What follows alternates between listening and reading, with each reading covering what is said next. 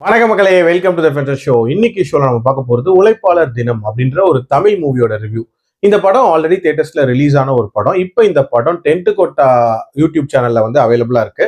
இந்த படம் ஃபாரின்ல வேலை பார்க்கக்கூடிய லேபர்ஸ் இருக்காங்களா, அவங்களோட ஸ்ட்ரகிள்ஸை சொல்லக்கூடிய ஒரு படம் அப்படின்னே சொல்லலாம். ஆக்சுவலா நம்ம ஹீரோ வந்து சிங்கப்பூர்ல ஒரு கான்ட்ராக்ட் வேலை மாதிரி பார்த்துட்டு இருப்பாரு. அப்போ அவருக்கு வந்து ஒரு கால் வருது. அதாவது அவரோட மனைவிக்கு வந்து பிரசவ வலி வருது.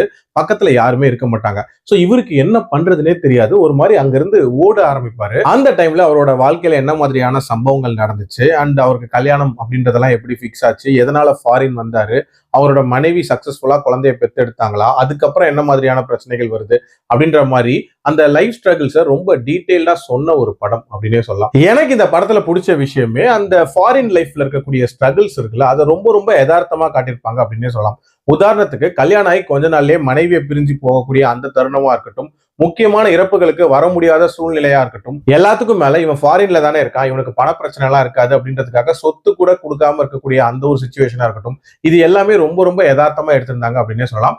அதே மாதிரி அந்த ஃபாரின் லைஃப்ல அங்க இருக்கிற லேபர்ஸ் இருக்காங்களா, அவங்களுக்குள்ள எப்படி யுனைடடா இருக்காங்க அப்படின்ற அந்த காட்சிகளுமே வந்து ரொம்ப ரொம்ப நீட்டா இருந்துச்சு. அதே மாதிரி இதுல ஒரு லோக்கல் பாலிடிக்ஸை பத்தியும் ரொம்ப நீட்டா பேசியிருப்பாங்க. அதாவது டெவலப்மெண்ட் வெல்ஃபேர் ஸ்கீம்ஸ் வரதுனால இடைநிலை மக்கள் என்ன மாதிரியான பாதிப்புகளுக்கு உள்ளாகுறாங்க அப்படின்றது ஒரு சின்ன எக்ஸாம்பிள் வழியா காட்டியிருப்பாங்க.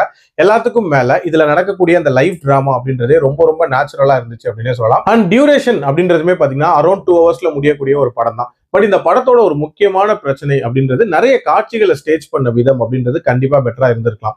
உதாரணத்துக்கு இதுல உள்ள ஸ்டண்ட் காட்சிகள் அப்படின்றதெல்லாம் ரொம்ப ரொம்ப ஆர்டிபிஷியலா இருக்கும். அதே மாதிரி சாங்ஸ் அப்படின்றதுமே இன்னும் கொஞ்சம் பெட்டரா எடுத்திருக்கலாம். அதே மாதிரி இந்த படத்தோட மெயின் கான்ஃபிளிக்ட் அப்படின்றதுமே இன்னும் கொஞ்சம் இன்டென்ஸா வச்சிருந்திருக்கலாம். ரொம்ப நார்மலான ஒரு பிரச்சனை அப்படின்ற மாதிரி தான் கொண்டு போயிருப்பாங்க. அதே மாதிரி அந்த ஃபாரின் லைஃப் அப்படின்ற ஒரு பிரச்சனையை தாண்டி இதுல வந்து டுவர்ட்ஸ் எண்ட் வேற ஒரு மெயின் பிரச்சனைக்குள்ள போன மாதிரியான ஒரு ஃபீலுமே இருந்துச்சு. ஸோ அதெல்லாமே இன்னும் கொஞ்சம் பெட்டரா பண்ணியிருந்தாங்கன்னா இந்த படம் சூப்பர் படமாவே இருந்திருக்கும். பட் ஸ்டில் என்ன பொறுத்த வரைக்கும் ஒரு டீசென்ட் அட்டம்ப்டா தான் பாக்குறேன். என்னோட ரேட்டிங் இந்த படத்துக்கு 2.8 out of 5. அடல்ட் கண்டென்ட்டை பொறுத்த வரைக்கும் இதுல ஒரு சில அந்யுன்யமான காட்சிகள் அப்படின்றது இருக்குதான் செய்யுது. அதுக்கேற்ற மாதிரி பிளான் பண்ணிக்கோங்க. மீண்டும் அடுத்த விமர்சனத்தில் சந்திக்கிறேன். நன்றி.